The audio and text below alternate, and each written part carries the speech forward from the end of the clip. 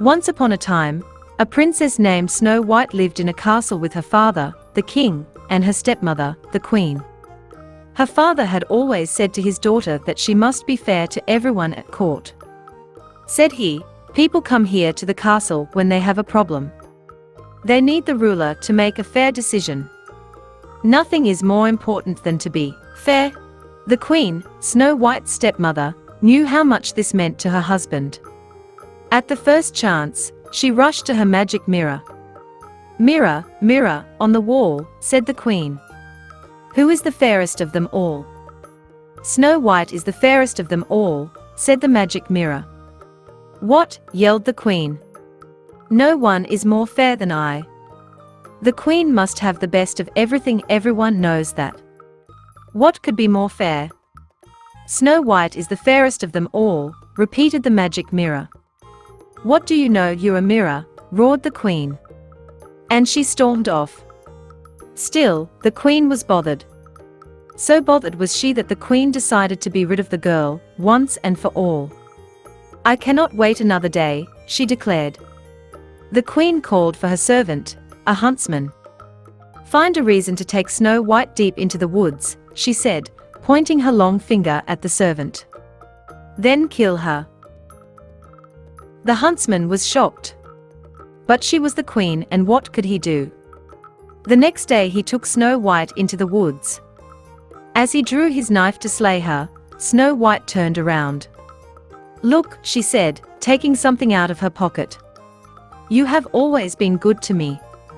She held in front of him 6 perfect arrowheads that she had carefully shaped. "Do you like them?" she said. "They are for you." "Snow White," said the huntsman, "I cannot do this." "Of course you can take these," said Snow White. "That's not what I meant," said the servant. He dropped to his knees. "How can I say this to you? The queen, your stepmother, ordered me to kill you," he said. "But I cannot." "She did what?" Snow White called out with alarm. "You must run away," said the huntsman. "Far into the woods. Now. And never come back to the castle." Snow White turned and ran into the woods as fast as she could. Deeper and deeper she ran. It was getting dark, and the wolves were starting to howl. She tripped and her skirt was torn. Tall tree branches seemed to reach down to the very ground to grab her. She was scratched, bleeding and scared. Yet she ran on and on. Then all of a sudden, far away, there was a light. Who was living so deep in the woods? She stepped up closer. It was a cottage. Yet no sound came from the cottage, only light from the windows. "Hello," she said, knocking softly on the door. "Hello." No answer. The door was a little bit open. She opened it some more and stepped in. "Hello, is anyone home?" She looked around. What a mess. She had never seen a messier living room. "This cottage may be the biggest mess I ever saw," she thought. "But it's a roof over my head for tonight. Maybe if I clean up around here, I can earn my sleep." As she cleaned, she thought of someone she already missed. Before her father had remarried, she and a prince who lived in the next kingdom were getting to know each other. They would take long walks in the royal garden and tell each other stories and laugh. After the queen had moved into the castle, her stepmother had made a new rule: no more visitors. Now the prince had to slip over the palace gate in secret. He would call out to her from under her window, and they could talk a bit that way. It wasn't as good as the long walks, but it was the best they could manage. Now that she had to run away from home, would she ever see him again? After Snow White cleaned up the living room, she went upstairs. On the second floor, there were 7 little beds lined up in a row, as if for children. Tired from cleaning, Snow White yawned and lay across all 7 of the beds. Soon she fell fast asleep. In the meantime, the 7 dwarfs were heading home from a long day of working in the jewel mines. When they opened the door, you can imagine their surprise when they saw their cottage all cleaned up.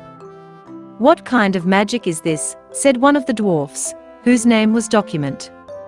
"I wouldn't mind more magic like this," said another of the dwarfs with a smile. His name was Dopey. "We'd better check upstairs," said another dwarf, whose name was Grumpy. "Something is fishy around here, that's for sure." There, lying across all their beds, was a young lady, fast asleep. "Who are you?" said all the dwarfs at once. Snow White bolted awake. The 7 dwarfs could tell she was as surprised as they were. Soon they all relaxed and shared their stories. Snow White learned their names: Bashful, Doc, Dopey, Grumpy, Happy, Sleepy, and Sneezy. She told them all about her stepmother. That her stepmother had tried to get the huntsman to kill her, that the huntsman had set her free in the woods, and that she could never go back home again. "Stay here, with us," said Bashful. "That's sweet," said Snow White. "But if I were to stay here at your home, I would have to do something for all of you." "You already cleaned up our place," said Sneezy. "Keeping the house clean will be easy," said Snow White, "as long as we all pitch in. I will let everyone know what part they can do, and I will do my share too, of course." "That's fair," said Happy. "But there must be something else I can do for you," said Snow White. The 7 dwarfs shrugged. "Do you know how to read?" said Document. "We have these books filled with wonderful tales, and would love to be able to read them." And so it was agreed that Snow White would teach them how to read. To celebrate their new friendship, Snow White and the 7 dwarfs sang and danced the night away. The next morning, before they left for work, the 7 dwarfs warned Snow White she must not open the door to anyone. After all, who knows what evil her stepmother might do? The princess nodded in agreement, and the dwarfs left the house. The princess prepared her first reading lesson. She also prepared a good hot meal for the 7 dwarfs when they returned home that night. And so the days passed. Back at the castle, the queen marched up to her mirror. "Mirror, mirror on the wall," she demanded. "Who is the fairest of them all?" "Snow White is the fairest of them all," said the magic mirror. "That's impossible," screamed the queen. "The girl is no longer alive." "Snow White lives," said the magic mirror. And an image was shown on the mirror of Snow White living in the cottage of the 7 dwarfs. The queen turned red with rage. She screamed, "Who does she think she is? Snow White will not get away with this." At the cottage of the dwarfs the next afternoon, when the 7 dwarfs were away at work, there was a knock on the door. "Who is it?" said Snow White. She remembered the warning of the 7 dwarfs not to open the door to anyone. "It's only a poor old woman," came a squeaky voice, selling apples.